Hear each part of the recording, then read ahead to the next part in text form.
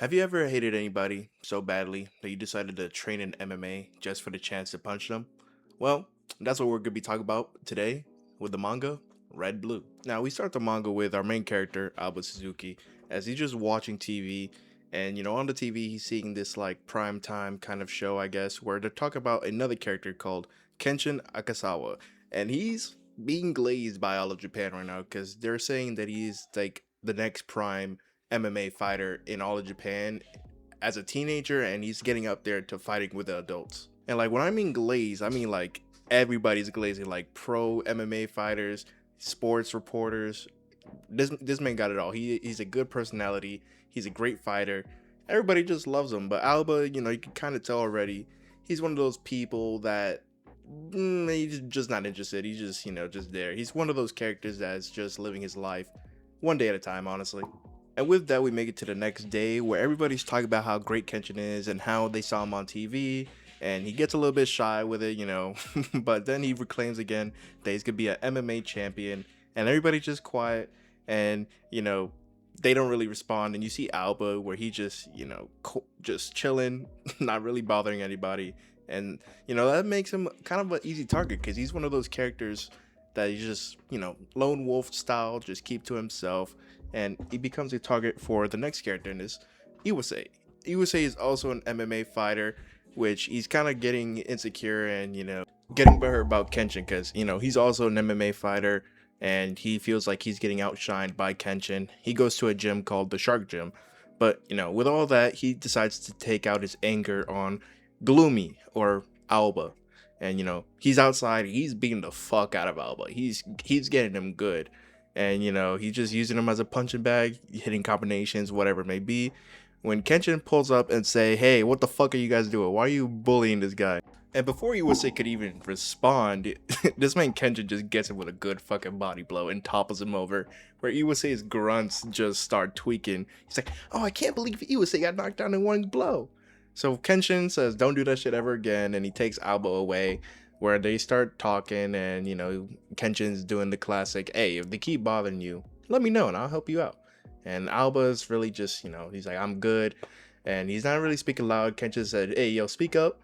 And so, I'd say start talking. Kenshin realizes they went together to the same school. And you see Kenshin, he's just been the same. He just, hey, my dream is to be an MMA fighter. He wants to be the greatest of all time.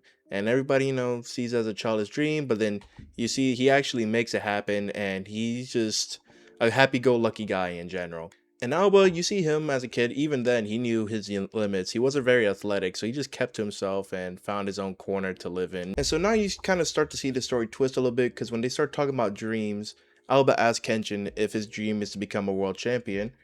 Kenshin says, "Yeah, can't believe you remember that."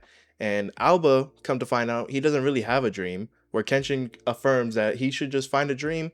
And then Alba, kind of hesitates with that. And out of nowhere, Kenshin decides he's going to teach Alba how to throw a punch because he wants Alba to be able to defend himself against bullies.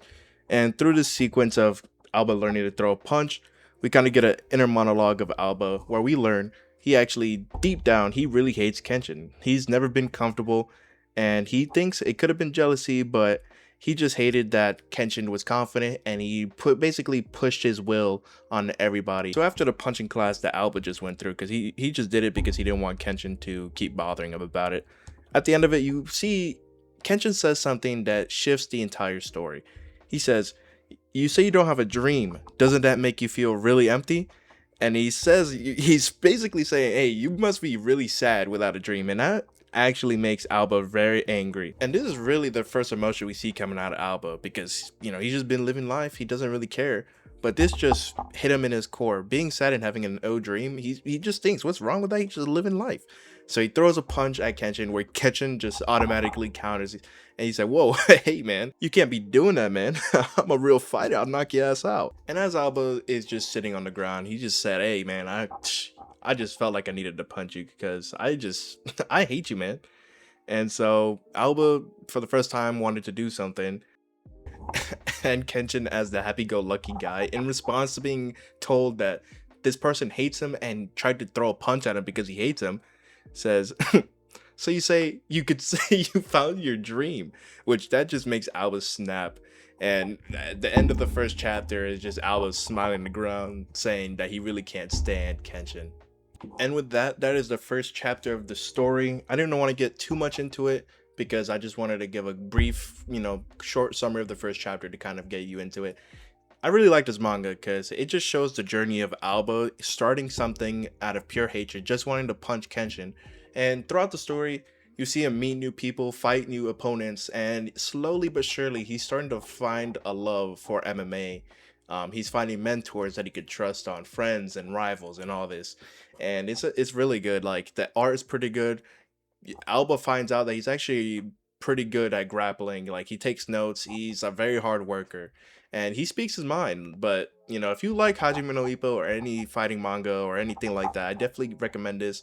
And with this video, this is my first really video of this channel. I'm gonna be finding different ways to be talking about manga. There's gonna be some with me on camera, some just the manga panels. But yeah, if you like it, stay tuned.